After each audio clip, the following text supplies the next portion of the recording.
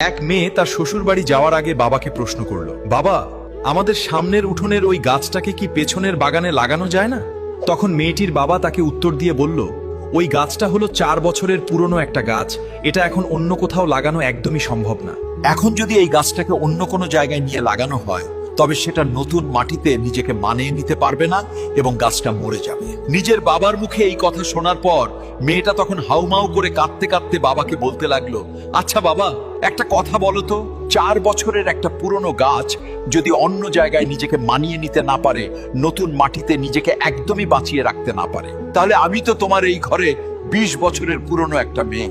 আমি তো কোনো সামান্য একটা গাছ নই বাবা, আমি তো তোমারই মেয়ে। তাহলে তুমিই বলো, আমি কিভাবে অন্যের একটা নতুন বাড়িতে গিয়ে নিজেকে মানিয়ে নিব আর নিজেকে সম্পূর্ণ বাঁচিয়ে রাখবো বাবা? মেয়ের মুখে এমন একটা কথা শোনার পর তার পরিবারের সবাই যেন একদম অবাক হয়ে গেল, আর তার বাবা অঝরে হাউমাউ করে কাঁদতে লাগলো। আসলে আমরা ছেলেরা মেয়েদের জীবনটাকে যতটা বেশি সহজ বলে মনে করি, তাদের জীবনটা কিন্তু ততটাও বেশি সহজ নয়, অনেক কঠিন। তাই আমি এই পৃথিবীর প্রত্যেকটা ছেলেকে বলবো, আপনারা সবাই দয়া করে মেয়েদেরকে মন থেকে সম্মান করতে শিখুন এবং তাদের ভালোবাসুন।